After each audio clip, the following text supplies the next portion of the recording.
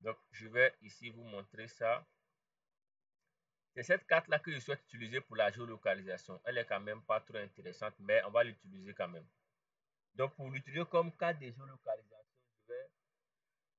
voilà, il est possible de faire différentes manipulations, mais je ne vais pas arriver à tous ces éléments-là. Je vais enlever le fond vert là. Voilà, je vais conserver un fond ici en transparence et je vais augmenter ici le trait. OK. Voilà. Donc, je souhaite présenter cette carte-là comme carte de géolocalisation. C'est quand même pas trop bien présenté, sincèrement. Bon, et si on intègre une nouvelle carte, je vais voir si on peut en intégrer une nouvelle. Et celle-ci n'est pas trop bien accessible à la compréhension. Mais je vais peut-être intégrer, la donnée est très loin. Je n'ai pas envie de fouiller partout. Bon, permettez, je vais peut-être fouiller dans une de mes bases de données là, pour qu'on puisse avoir au moins une donnée. Ok, je vais intégrer département. Bon, prenons les départements. Admin 3. Ok. Donc, excusez pour moi parce que je ne vais pas partager la donnée. Permettez que ça soit ainsi. Ok. Donc, j'intègre. Je peux faire simplement un copier-coller du style là. Style. Ok. Donc, je vais copier le style et je vais le coller. On peut simplement faire ça. C'est quand même très intéressant. Copier-coller des styles. Voilà. On a ici nos différents départements. Donc, je peux changer le nom. Clic droit, renommer. Je peux appeler cela département. OK. Et j'ai la possibilité de créer une carte de géolocalisation à partir d'un seul clic. Un seul clic. Donc, suivez attentivement cette étape-là. Pour ce faire, vous faites un clic droit sur la carte de géolocalisation. Un clic droit seulement suffit. Vous venez au niveau ici de l'option ajout. Permettez, je retrouve ça rapidement. Ok, ok, ça marche. Est-ce que vous arrivez à bien voir cette partie de mon écran? Parce que l'élément, il est quand même minuscule, il est dans cette liste-là. Si vous arrivez à bien voir, c'est super bien. Donc, il y a plusieurs éléments qui sont listés là. La possibilité d'ouvrir le panneau des styles, la possibilité d'ouvrir, de créer des dossiers, de créer des thèmes et autres. Donc, on va rechercher l'option ici qui est appelée gérer les thèmes de la carte. Vous cliquez simplement dessus. En cliquant dessus, vous allez avoir cet élément-là. Et vous allez rechercher ajouter un thème. Donc, je reprends. Vous sélectionnez votre carte de géolocalisation. Vous pouvez faire des manipulations en amont. Peut-être modifier les couleurs, mettre tout ce que vous souhaitez mettre, tout ça. Et lorsque c'est bon, vous sélectionnez la carte. Vous cliquez sur l'œil qui est là. Et vous allez ici ajouter un thème. Moi, je vais l'appeler par exemple Géo. Je fais OK. Si cela est fait, nous partons dans la mise en page cartographique. Étant dans la mise en page cartographique, je vais intégrer, voilà, on voit bien elle a été intégrée à cette carte-là. Je vais actualiser, mais avant, je vais décocher la carte à ce niveau-là. Je la décoche, même si elle n'est pas visible à ce niveau. Dans ma mise en page cartographie, je vais actualiser pour qu'elle s'enlève à ce niveau-là. Pour actualiser, vous cliquez sur le bouton-ci, raccourci F5. OK. Maintenant, pour intégrer la carte ici de géolocalisation, je vais intégrer une nouvelle carte en cliquant sur Ajouter un objet, Ajouter ici carte. Je dessine ma zone de sélection là. Lorsque ma zone de sélection elle est dessinée, je vais maintenant au niveau de suivre le thème de la carte, vous cochez cette option là. Suivre le thème de la carte, vous cochez, vous cliquez ici, vous sélectionnez votre thème qui a été créé, qui est appelé Géo. Je clique et vous allez voir que la carte a été intégrée. Très simplement et très facilement pour les cartes de géolocalisation. Donc, je l'ai dit, il y a différentes possibilités. À vous d'utiliser l'option qui vous convient selon ce que vous souhaitez faire. Voilà, il y a cette option-là qui est aussi disponible. Elle est vraiment intéressante, elle est vraiment pratique et facile à faire. Voilà. Est-ce que par rapport à cela, vous avez une difficulté particulière?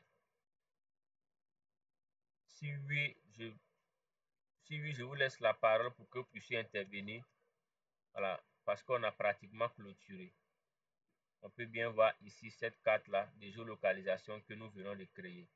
À partir de pratiquement un seul clic ou deux clics par-ci et là, le tout est joué.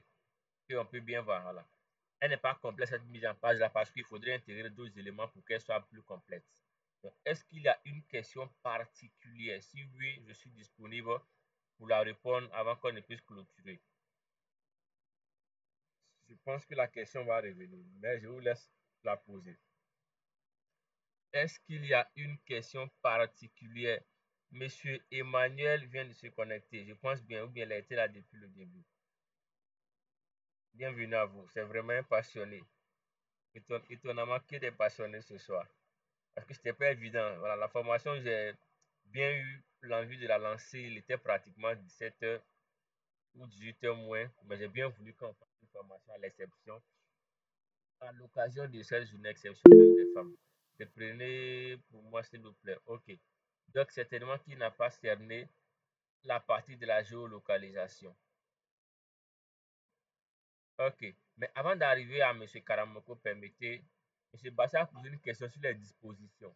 Donc, par défaut, les dispositions, il y a certaines qui sont pratiquement figées, mais il y a certaines qui peuvent plus ou moins bouger en fonction de certaines réalités. Le cas du titre et de l'orientation, très souvent, vous les retrouverez toujours en haut. Très souvent. Voilà, je le dis comme ça parce qu'on pourrait avoir ces éléments-là dans d'autres options, à d'autres niveaux. Mais le titre, il est essentiellement en haut, en grand caractère, imposant. OK. L'orientation, vous allez très souvent trouver ça en haut. Bien vrai qu'on pourrait avoir des réalisations où cette orientation pourrait être plus ou moins à l'extrémité. OK. Au-delà de cela, l'échelle est généralement en bas. L'échelle, on met l'échelle juste en bas. Vous pouvez mettre l'échelle dans le cadre ou bien même mettre hors du cadre. Voilà, cela dépendra de l'espace disponible.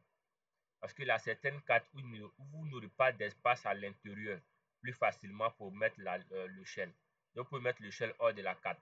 Et les informations textuelles, source, projection, réalisateur, tout cela se met hors ici, juste à côté là, en bas. La légende est là. La carte de géolocalisation, vous pouvez la voir à ce niveau-là. Le titre est à ce niveau. Voilà, c'est simplement des manipulations, des dispositions basiques.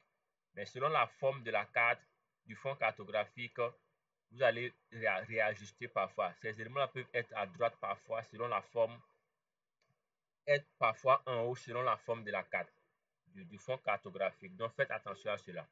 Maintenant, M. Karamoko me demande de reprendre. Donc, je vais reprendre entièrement cette étape-là. Je la reprends entièrement pour vous, pour que vous puissiez réellement suivre. Voilà.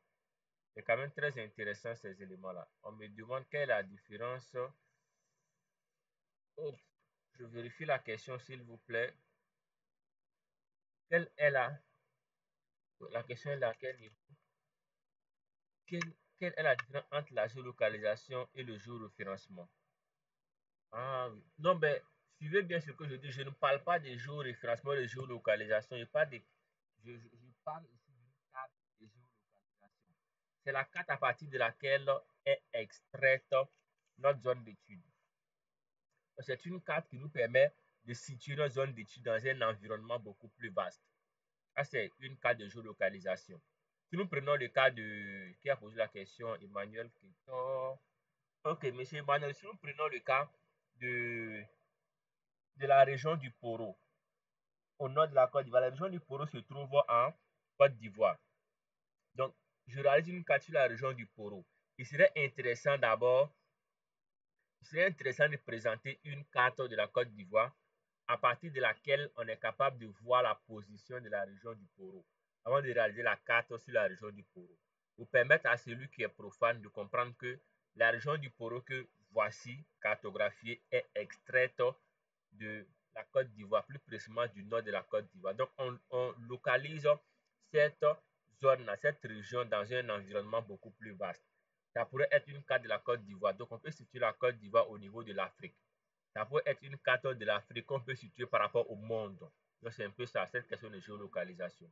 Maintenant, le géoréférencement, c'est un procédé technique en cartographie qui permet d'attribuer des références spatiales à une carte. Voilà, parce que toutes les cartes n'ont pas de référence spatiale. Si vous avez une carte en format image, en format document, très souvent, parfois il n'y a pas de référence spatiale. Donc, ça n'a pas de dimension géographique ni cartographique. Donc, il faut intégrer la localisation, c'est-à-dire mettre cela dans un référentiel. Voilà. Si on était en physique, on parlerait de référentiel. Si on était en mathématiques, on parlerait très souvent de repères, tout ça. Voilà. C'est un peu cette logique-là. Maintenant, également, faire un bref résumé sur les étapes de la géolocalisation. Ok, je pense que c'est la même question que M. Karamoko. Donc, on revient à cette étape-là. Donc, pour faire cela, vous devrez d'abord intégrer votre donnée. Excusez, j'ai ma donnée qui est là. J'ai simplement intégré. Bon, je vais faire ça avec une autre donnée. Je vais intégrer une nouvelle donnée qui est beaucoup plus vaste là. Ce n'est pas vraiment exact ce que je fais maintenant par rapport à la zone sélectionnée. Mais je vous montre comment faire cela pour que vous puissiez apprendre à faire cela facilement. Je vais intégrer la carte des régions de la Côte d'Ivoire. J'ai fait ici pour les sous-préfectures et départements. Donc, je vous présente pour les régions. Je vais intégrer la carte des régions de la Côte d'Ivoire. Okay. Je souhaite mettre cette carte-là comme carte de géolocalisation. Donc, d'abord, je l'intègre à mon projet. Et s'il est intégré à mon projet, je vais commencer par lui donner un style. Et on peut faire cela de différentes manières. Vous pouvez, à partir des, excusez, à partir des modifications qui sont là, changer la couleur, voilà, tout ça. Ou bien mettre une couleur seulement dans la zone concernée. Pour qu'on puisse savoir que c'est la zone concernée que vous avez cartographiée. On peut faire cela, mais on ne va pas arriver là. On sait tous faire cela, je pense bien. Vous mettez une couleur particulière dans la zone qui a été cartographiée et vous laissez les autres zones à une même couleur. Mais moi, je ne vais pas arriver à cela. Je vais simplement changer le style. Donc, je vais copier. On peut faire cela de différentes manières. Je vais copier le style de département comme je veux qu'il ait seulement le contour sans le fond. Or, j'ai déjà fait cette manipulation sur la couche des départements. Donc, je fais un clic droit sur la couche des départements. Je vais dans style et je fais copier le style. Et je fais toutes les catégories de style. Cette étape-là, vous pouvez faire ça de différentes manières. Ce n'est pas l'élément primordial par rapport à la carte de géolocalisation. Ce sont les éléments préliminaires. Donc, je fais toutes les catégories de style. Je clique maintenant sur Admin 2. Je fais clic droit. Et je vais maintenant choisir style encore. Et je fais coller le style. Et je fais encore toutes les catégories de style. Automatiquement, vous voyez qu'il me présente ce style-là, le même style qui avait été appliqué au niveau du département. Ok, ceci étant fait, je vais dans la mise en page cartographique là. L'espace de mise en page cartographique qui est à ce niveau-là. Je vais intégrer cette carte de géolocalisation. Pour ce faire, je vais d'abord intégrer une carte en cliquant sur ajouter un objet. Et je fais ajouter carte. Je dessine une zone de sélection là. Et automatiquement, une carte va s'intégrer. Cette carte, elle est là. Et pour qu'elle puisse être adaptée à la géolocalisation, vous venez, hop, excusez, j'ai sauté une étape importante. Excusez. Voilà, cette carte qui est appelée Admin 2, vous la sélectionnez et vous cliquez sur l'option qui est là, gérer les styles, autant pour moi, gérer les thèmes des cartes. Vous sélectionnez d'abord votre donnée, vous faites gérer les thèmes des cartes et vous faites ajouter un thème. Je vais l'appeler local. Je l'appelle local comme ça et je fais OK.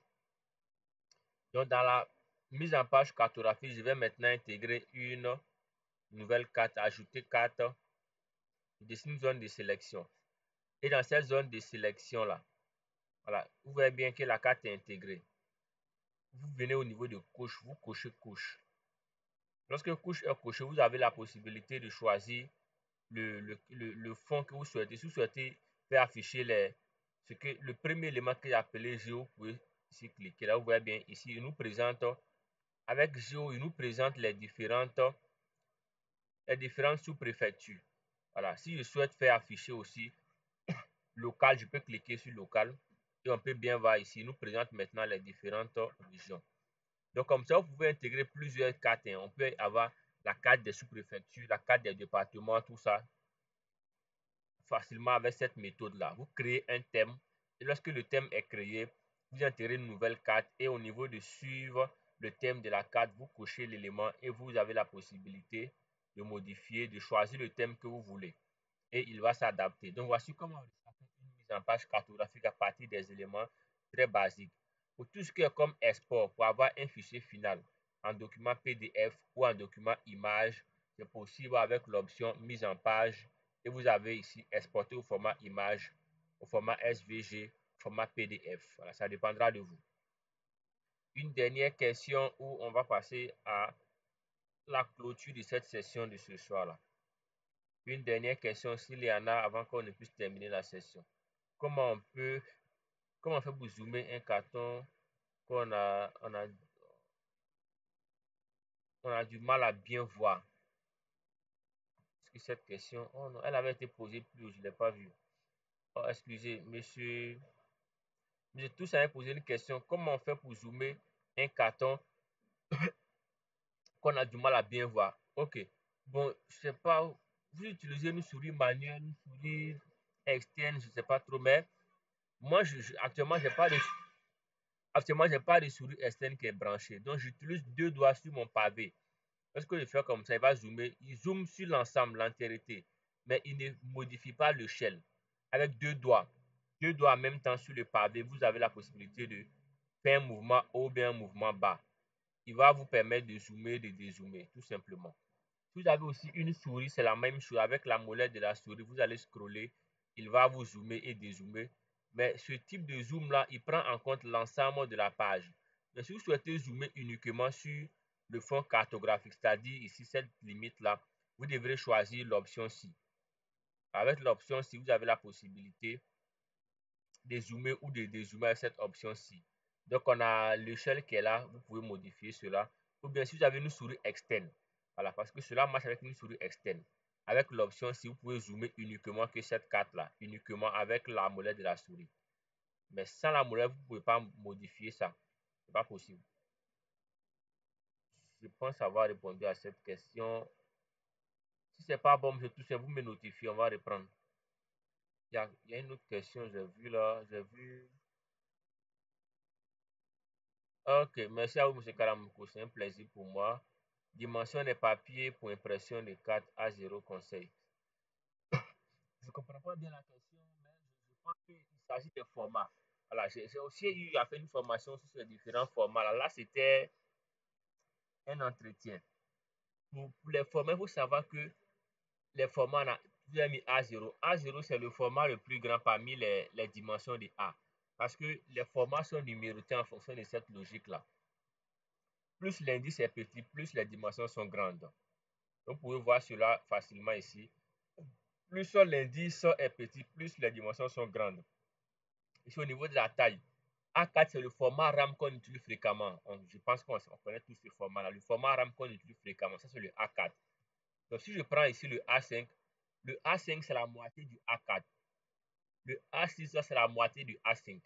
Donc, vous partez d'un format que vous connaissez déjà. C'est le format RAM standard A4 qu'on utilise fréquemment en entreprise, que ce soit pour les impressions, pour les documents administratifs. C'est le A4 par défaut.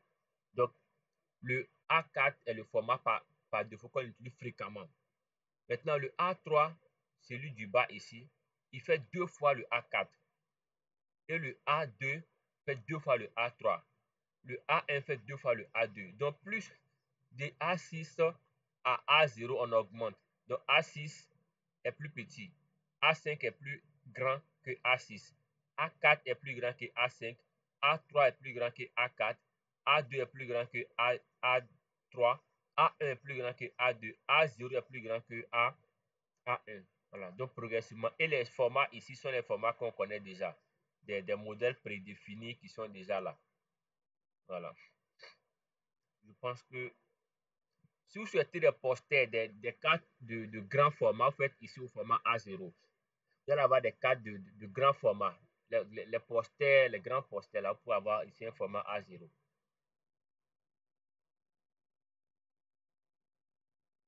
Ok. Je n'ai pas compris le début tu peux paraphraser ça. Paraphraser quel élément? Il faut qu'on soit paraphraser quel élément? Monsieur Gislain, bienvenue à vous. Un passionné à son niveau. Ok, merci à tout un chacun. Monsieur Jaurès, je ne comprends pas la question. Je n'ai pas compris le début. Tu peux parler. Le début de quoi précisément? Il faut que ça soit précis. Excusez. Le début de quoi précisément? Vu la forme de la carte, je suggère de changer la mise en page en portrait. Ok, monsieur Salif, vous avez compris.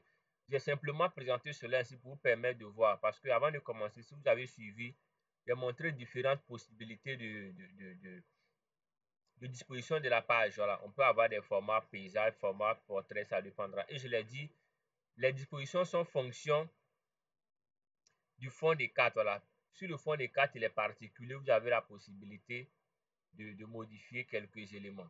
Et si vous modifiez, ça prend en compte l'entièreté de la carte. Donc, vous devrez replacer les éléments, tout ça. Et les éléments vont changer de configuration.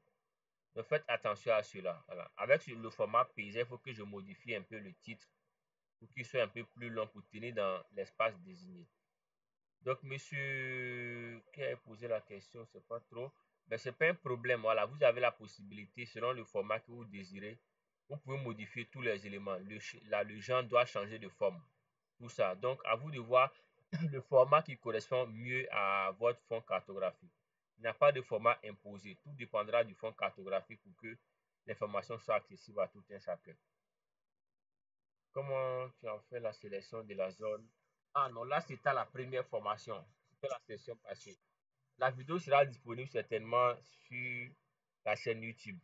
Voilà, les sélections, tout ça, on en a vu. Les questions de sélection, il y en a plusieurs, que ce soit par attribut, par localisation, tout ça, on peut en faire autant. Mais on ne va pas revenir là-dessus. Ça risque de faire un peu trop long pour ce soir. Ça fait pratiquement 1h15 de séance. C'est un peu trop. Donc, on va certainement se donner rendez-vous très bientôt. Extraction des données. C'est juste une sélection. Sélection, vous sélectionnez la donnée. Vous faites clic droit sur la couche exporter. Vous regardez l'entité sous et puis vous cochez sélectionner les entités. Dans ce que les entités sélectionnées, automatiquement, elle va créer une nouvelle couche à partir de la sélection. Ce sont des éléments très basiques. Je pense on en a échangé longuement sur ces éléments-là. Vous sélectionnez simplement une zone comme ça. Clic droit, exporter, sauvegarder les entités sous. Vous faites les paramétrages qu'il faut, format, nom du fichier, nom de la couche. Vous cochez cette option-là. Et si vous faites OK, il va créer une nouvelle couche. Une nouvelle couche différente de celle qui est disponible là. Donc, on va se dire à très bientôt pour une prochaine session. C'était une session à l'endroit des dames. Je pense que malheureusement, elles n'ont pas été connectées nombreusement. J'ai vu un moment une Nguessan qui était connectée, Naomi. Je pense que elle en a profité. Donc, je donne rendez-vous très bientôt pour la formation prochaine. Certainement qu'on va aborder une nouvelle thématique ou bien rester sur cette thématique-là et puis montrer de nouvelles manipulations particulières par rapport à des possibilités qui sont disponibles. Donc, merci à tout un chacun pour le temps accordé. Je pense qu'on aura le temps de changer encore sur les différentes questions. À très bientôt et excellente soirée à tout un chacun. Bonsoir.